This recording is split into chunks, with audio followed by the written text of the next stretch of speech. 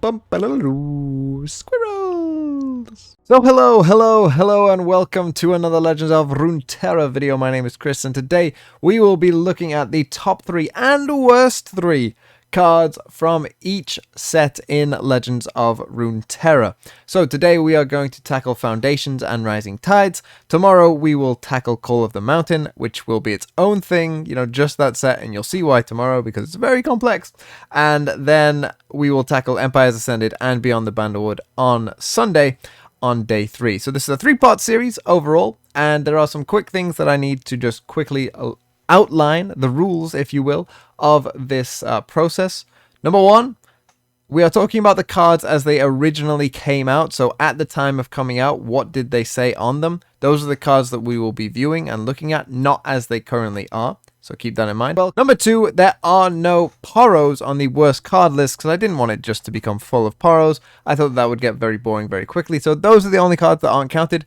And also cards from events aren't counted either. So, your Axjana Viego, your KDA cards, anything Aphelios, anything that came out during an event, that isn't sort of technically part of the set, I don't think is on there either. So forget any event cards and forget the Poros for the worst list. But everything else is fair game. And so with that said, let's dive into the top 3 and worst 3 cards of each set, starting with Foundations. So we're going to start with our top 3 worst cards from the Foundation set, but we're actually going to do honorable mentions first, and there are 3 honorable mentions for this list, and they are Katarina, Fresh Offerings, and Iron Harbinger. Now, Katarina, I'm sure, is no surprise to anyone, and she was even worse than she is actually now, because she actually gained a fleeting Blade's Edge later on than her initial design gave her. So obviously Katarina, one of the worst champions of the game, if not the worst, and has been for a very, if not forever. And so no surprises that Katarina would at least be sniffing this list. But then we have Fresh Offerings, and Fresh Offerings is just a card that struggles with the fact that you have to have 3 allies die in the same turn. And that's a pretty tricky condition to fulfill, kind of relies on your opponent quite a lot to try and fulfill it for you. So it's just a really bad card. And Iron Harbinger has just, the ephemeral thing has never really made that much sense as a whole. And so, it hasn't really seen too much play and continues to be a pretty lackluster card. On to the first of the list then, and the number 3 worst card from Foundations is Shadow Flare, a 6-mana fast speed spell that grants all battling followers Ephemeral. Why is this card bad? Well, a lot of reasons. One is this big number 6 over here, but you are paying that 6 mana to grant to all, so your units as well, and they have to be battling, so it's only in combat, and it's only followers, so it doesn't affect champions, and then you're only giving them Ephemeral, which means that your opponent can still hit you with those units. All of those things combined make this a very, truly terrible card. And basically this card has never seen play. I don't think it ever will see play. I can't think of a single reason why you would ever think this would be a good card. Even when you get this off of Flash of Brilliance, I'm still not sure I've ever seen this card be played. Certainly not in the game I've played. And that goes all the way back. So yeah, this card really not good. And it's also, epic rarity. Just for that extra little spice on top as well. Coming in at number 2 is Mushroom Cloud, and this will be, again, no surprise to anyone. To pay 1 mana to do something which, really has little to no impact on the game and might have literally 0 impact on the game, it's just not that good of a deal. Of course, this is fine to get as a generated card from something else, and then when you've got nothing else to do, it's fine to then play the Mushroom Clouds, and, they might come up big in a mushroom deck potentially. But of course, to actually top deck this card when you could have used with something else is of course very bad. And one of the main reasons you use those cards that give you Mushroom Clouds is that you can use them if you want to, but then you could also just get rid of them as well. In any mushroom deck, it's never advised that you actually play this card, and so this card should never really be touching or sniffing any deck now or in the future. So Mushroom Cloud ultimately is a bad card, and yeah, has to go on the list, and is our number 2 entry. But number 1 goes to CAUSTIC CASK, which perhaps could have an even less impact on the game, This card, I don't think I've ever seen anyone play ever, unless there's some kind of 0 mana synergy that comes out in the future, I can never see this card seeing any play whatsoever. It doesn't really have any synergies with anything either. I mean, maybe Plunder, I guess. But very, very odd for a card. Obviously, a 0 mana 0/1 with the Last Breath, deal 1 to each Nexus. It's just, again, it's not worth ever playing. Like, if you ever top deck this card, it'll just feel awful. It's very limited in its scope. Fine when you get it off a used CASK Salesman, which is like a card, you know, that is actually doing something. To actually play this as its own card, though, of course, would be kind of a joke. And so, number 1 of the Foundation set worst card is Caustic CASK. Moving on to the top cards from the Foundation set, though, and we have some honorable mentions. Boom Crew Rookie, Cursed Keeper, Draven, Hecarim, and Shadow Assassin all were fantastic cards, particularly in the early days of the game. Just very strong cards in general, saw a lot of play. Of course, we've seen all of these cards, bar Draven, get nerfed at some point, but obviously we all know how good Draven is. Cursed Keeper, in fact, got nerfed twice. It was so good. But I do think there are, or were, some slightly stronger cards on the list, but all of these cards were very, very strong at one point or another, and, you know, were serious targets for major nerfs, you know, most of them pretty early on. Obviously, Draven somehow has ignored that for some time, but I think that the whole Draven thing was probably people being slow to figure out just how good Draven was, rather than, you know, Draven not being good and then all of a sudden becoming good. I think he was always good. It just, you know, took people a little bit of time to realize.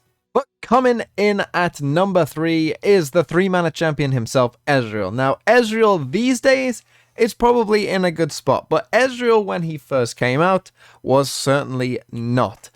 Ezreal, at this point, I wouldn't even want to think what the game would be like if Ezreal was still in his current original form, because it would probably be a very toxic place to play. Basically, Ezreal, for quite some time, going, I think, all the way up until Targon, basically, anytime new cards came out and they targeted enemy units, people thought, how can I make an Ezreal deck out of this? Because Ezreal was just that strong and basically dominated a lot of the early phases of the game. There was a ton of different Ezreal decks going around, and a lot of them were tier 1 decks. Of course, Ezreal's level 1 has never really been that much of a problem, but his initial level 2 that used to deal 2 damage to you no matter what spell was played was just so strong, and particularly with things like Karma Ezreal, where it would copy the spells, and essentially you could go from 20 health to 0 without even getting the chance to respond. It could just be complete burst spells all the way from 20 to 0, just an absolute turbo kill monster, and so I think Ezreal definitely deserves his place on this list as the 3rd place choice. Coming in at number 2, we have Deny, and whilst most people these days would probably admit that Deny is in a pretty good spot and should stay where it is, Deny did not used to always be like this. In fact, Deny used to cost 3 mana. And in a game where you get 3 spell mana for, you know, a max of 3 spell mana each turn, having Deny cost 3 mana is a bit problematic, because it basically meant that most of the time, if your opponent knew what they were doing, they could always deny whatever, you know, big spell that you were going to try and play to swing the game in your favor. And so it was a very welcome change for many people when Deny was initially nerfed to 4 mana, and the fact that it has survived that nerf so well and continues to be, you know, a card that comes in and out of the meta depending on what it is a very, very obvious sign that 3 mana Deny was absolutely dominant, and I have no qualms about saying that if they ever reverted Deny, that it again would dominate this game. And I think of all the cards that they have nerfed, Deny would probably literally be on the bottom of the list of cards that they would want to revert back to their original forms, just because it was so game warping. It kind of changed what cards could and could not be played, and I think that again it would do much the same thing if Deny was to go back to 3 mana. And yeah, it was just a really strong, annoying card to play against, and I think very much deserves the 2nd spot on this list. And yet, number 1 on this list has never been changed, and that is Mystic Shot, which is perhaps, you know, Runeterra's most iconic spell. It's just the spell, right? Anything with 2 health, everyone will always say, dies to Mystic Shot. That is the level we are at with Mystic Shot. You know, it's our bolt from Magic the Gathering.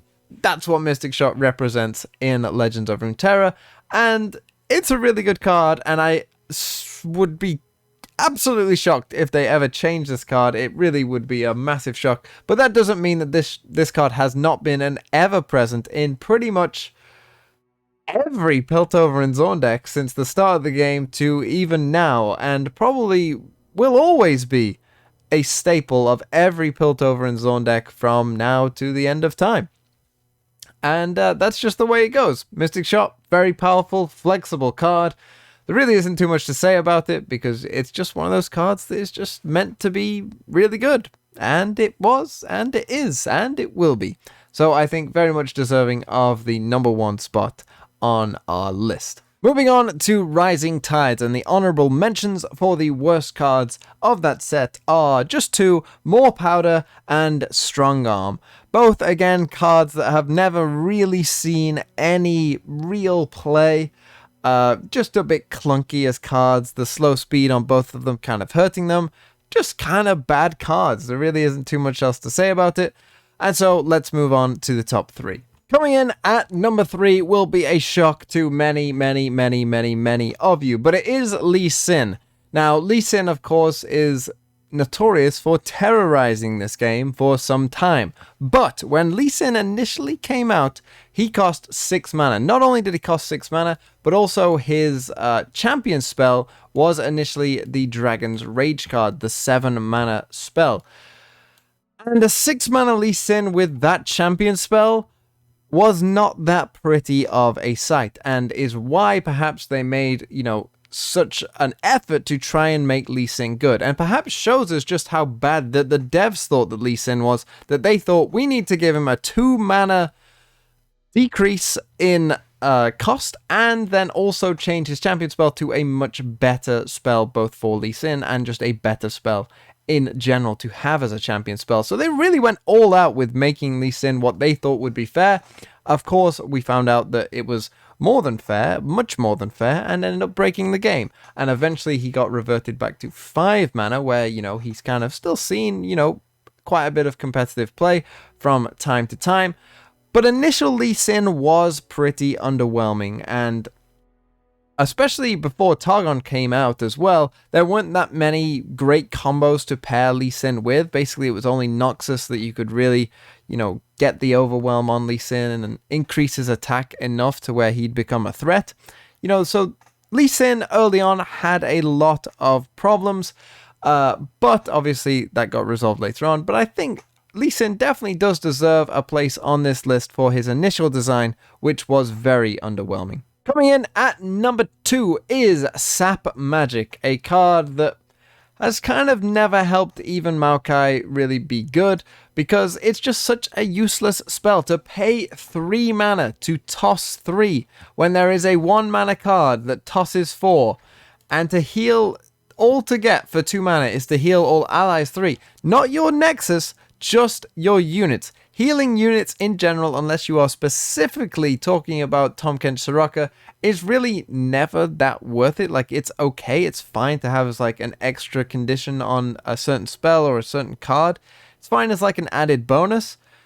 But to be like the main crux of the spell when there's another card that tosses 4 instead of 3, this card is just truly terrible. I still don't know why this card doesn't heal your Nexus by 3 as well. If so, then it might have a use.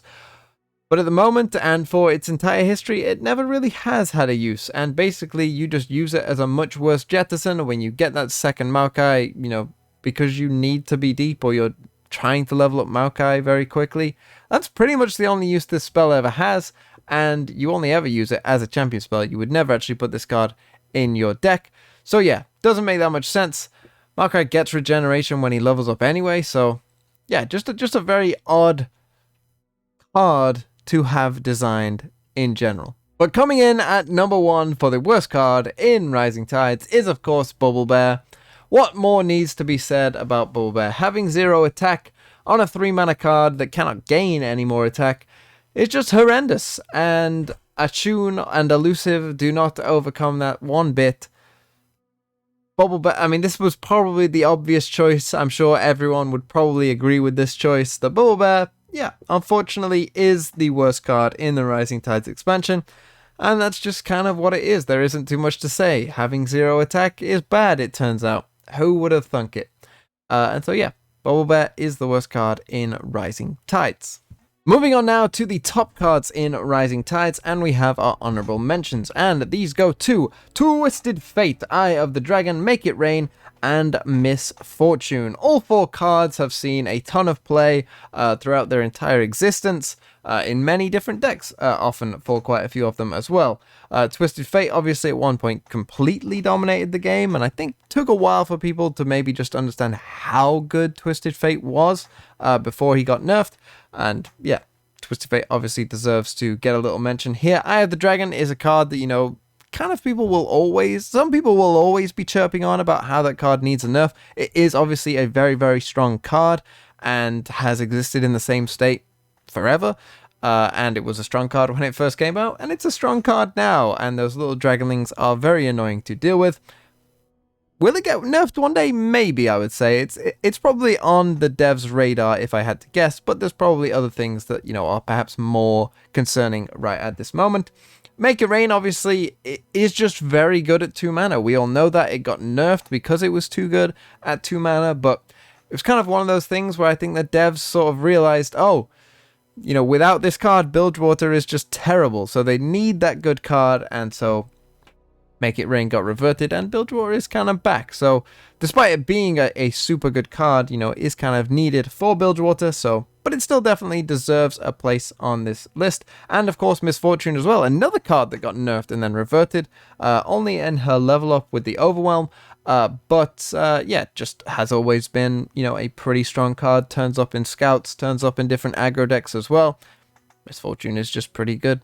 Moving on to our top 3, though, we start with Blighted Caretaker, which of course did receive a nerf not too long ago at this point, as a part of the Thresh Nasus deck, but of course this card has always been very strong, especially in combination with Cursed Keeper, which of course got a little mention before as well. But yeah, a 3-mana 2-1 that gave you these two 2-1 challenges just could absolutely flip a game. You know, if you played this onto a Cursed Keeper on turn 3, I would bet that your chances of winning at that point, you know, were so high that if you could on turn 3 go Curse Keeper turn 2, attack on turn 3 with a Blighted Caretaker, I bet that if you could have a little sort of, you know, win percentage chance, that it would shoot up to like 80, 85%, pretty much no matter what you were playing. Because that's just how strong that combo was. I mean, but Blighted Caretaker in general was just a good card, even if you didn't have a Curse Keeper. If you just had anything, and you were in Shadow Isle, so you probably did, if you just had anything to sacrifice with this, it was just so strong, because you'd often just, like, at least kill one unit, and then maybe damage another, get in 2 damage as well with the Blighted Caretaker, and potentially with whatever else you got on the board. It was just super, super good, won a ton of people, a ton of games, and definitely deserves its place on this list. Coming in at number 2, we have a card that, again, one of those cards that's avoided the nerfs, but that's probably because it is sort of an iconic card for the region that it is in, similar to a Make It Rain, and that is Ravenous Flock. Obviously, a 1-mana deal 4 is just, like, way above anything else we had seen before, and now, you know, we started to get some things that are getting close to it, but not at fast speed and not at 1 mana. This card still is sort of the true premier removal in all of Legends of Runeterra, really. You know, there weren't that many things at this point that dealt 4 damage. 3 was kind of considered, you know, where a lot of the cutoff was for Legends of Runeterra. And so to get this spell that dealt 4 damage instead, that was just so powerful at 1 mana, was, you know, a real game changer. And it kind of made, you know, all the other spells kind of look pretty bad. And still does, to be honest, because we still have the likes of Black Spear that is still an okay, like, Black Spear is an okay card, you know, that also has, like, a condition attached to it, like Ravenous Flock does, but it costs 3 mana. You know, absolutely crazy that this card costs 1 mana, but it's just kind of always been that way, and I think what people love about this card is that, you know, it is a Swain signature card, and it it makes Swain really good. You know, Swain is not good on his own, but when you give him good support cards like this, I think that, you know, a lot of people would want to see more designs like this, where the champion itself is like okay, but then comes along with the type of cards like Ravenous Flock, you know, that are just really good synergy with that card and very powerful, meaning that that champion becomes better because it has very good associated cards with it. Flock, very strong though, I don't think anyone would doubt that, and so definitely it deserves a place at number 2. Now, some of you might be wondering, you know, what could potentially beat Ravenous Flock, but it is Grizzled Ranger, and some of you might be a bit confused, like, why Grizzled Ranger? Well, let me tell you a story about Grizzled Ranger, because this card got nerfed, but it wasn't just this card that got nerfed. Loyal Badger Bear also had to be nerfed, because this card, Grizzled Ranger, was insane when it came out. Obviously, Scout was a new keyword that came along with the set. A very powerful keyword, I might add. But Grizzled Ranger was not just a 4-mana 3-1, Grizzled Ranger was a 4-mana 4-1, and Loyal Badger Bear was not a 3-mana 3-4, Loyal Badger Bear was a 3-mana 4-4. And so, putting the two together, basically, Grizzled Ranger was a 4-mana 4-1 with a last breath that would summon a 4-4. This was an insanely powerful card, particularly at the time, but even now, if they reverted both of those nerfs, this again would be a really powerful card. Absolutely insane that this card really was that good upon initial release, and as I say, to get like 2 nerfs, and this came at the same time, like to nerf a card like in 2 major ways at the same time kind of shows just where this card was, and it still was a good card. Now maybe today, you know, I mean, this is still a fine card today, don't get me wrong. Maybe today it wouldn't be as good, but even after the nerfs, this card was still really good at the time because, you know, it still was a good scout card, and there weren't as many good options for removal, and there wasn't as much, or really any silence that was being played, so it wasn't like you could get rid of the last breath effect. Like, this card was just really, really, really, really good. And, that's pretty much all I have to say about this card. It was just an insane card, particularly when it first came out, and yeah, it was kind of just the card to be played in every single deck. You know, Lux Karma was playing Grizzled Ranger, which, you know, you might be like, that doesn't really make any sense, but it does make sense because this card was just insane. That's pretty much all I have to say. And so there was day 1 of talking about the best and worst cards from each set in Legends of Runeterra. I'd like to know what you think. Did I miss out any cards? It's very possible I actually did miss out some cards because, you know, I was just sort of skimming through, sort of thinking about old cards and whatnot, and I'm sure there probably is 1 or 2 that I could have included, so please let me know down in the description below, not the description, in the comments below, and I will be back with Call of the Mountain tomorrow, where we have a lot to get through, and if you don't believe me, just go on to your collection, go on to Call of the Mountain, and see all the cards that came out, and you'll see, oh my god, like, how are you going to decide what's in the top 3, because there was a lot of cards that were very, very good, that came out in the whole of Call of the Mountain. So, we'll talk about that tomorrow though, and so with that said, thank you so much for watching and have a really nice day.